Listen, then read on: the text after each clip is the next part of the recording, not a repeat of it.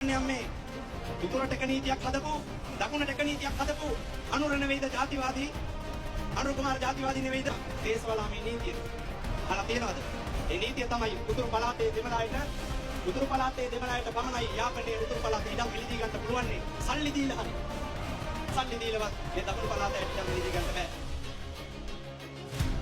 හැබැයි උතුරේ ඉන්න හැම කෙනාටම වැල්ලවන්ත ඉඩම් තියෙනවා. මේ දකුණු පළාතේ ඉඩම් තියෙනවා.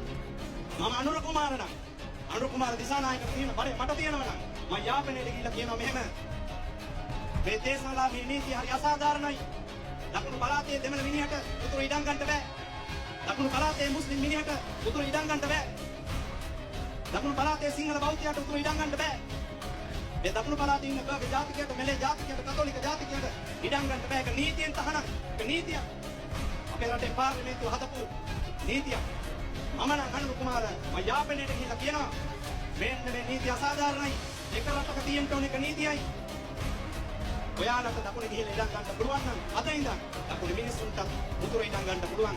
අද මම මේ දේශවලා මේ නීතිය අහෝසි කරලා දානවා කියලා මම අහෝසි කරනවා.